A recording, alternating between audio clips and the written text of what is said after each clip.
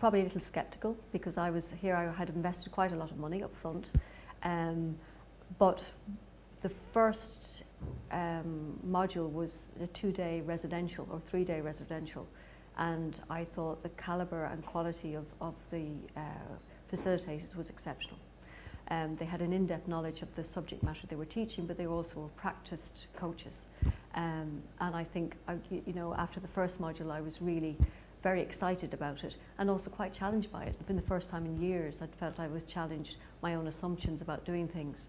And it was like learning to play golf or something like that, where you felt you had a skill and then someone shows you what you're doing incorrectly, and to correct that took some time. It was quite a vulnerable time too, but you learned a lot from others on the programme, and at the end of it I found it invaluable.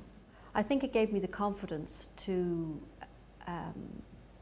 pitch myself as an executive coach or a leadership coach in a way that I wouldn't have been able to do without it, credibly, with some very high-profile clients that I've been working with for some years.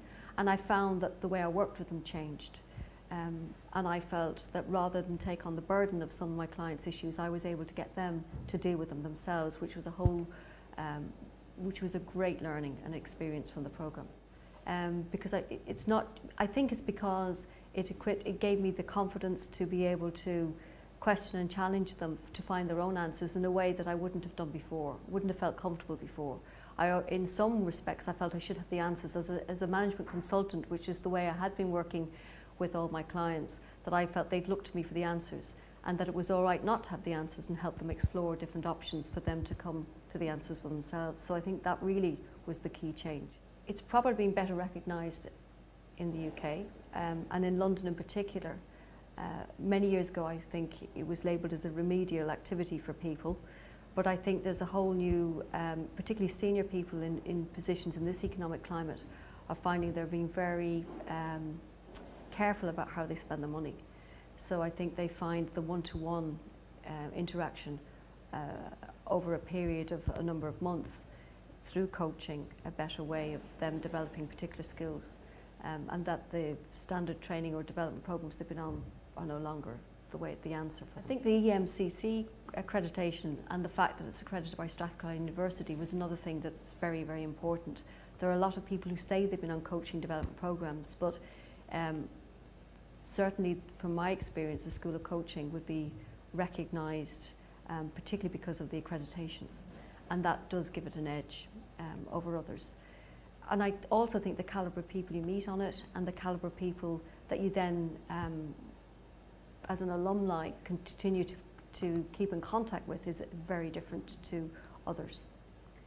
And that's important. I take the hour back on the plane to Dublin to just reflect upon what the learnings were for the module, but if you don't keep up to date with the portfolio, it can be a very painful experience at the end of it, and it is demanding. And actually, I didn't think I was going to learn anything from writing up a portfolio. I thought it was just an adjunct or an add-on that was unnecessary. But when you go spend the time going through everything you've learned and looking at your own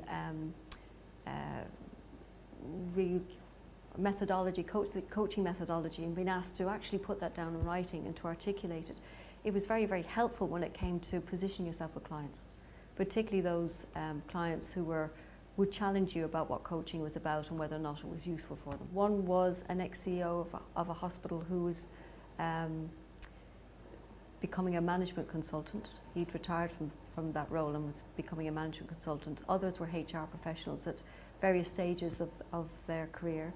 And a couple were a bit like me, who had been HR professionals but were now out working as management consultants on their own. And one was an actress, so there was a whole mixed bag of people. What's the great benefit of this programme is that you continue to go back to a lot of the modules and a lot of the material that you work through and start to use it. So it was probably about 2 or 3 years later that I thought, this programme has been absolutely invaluable because I'm continuing to learn as a result of it.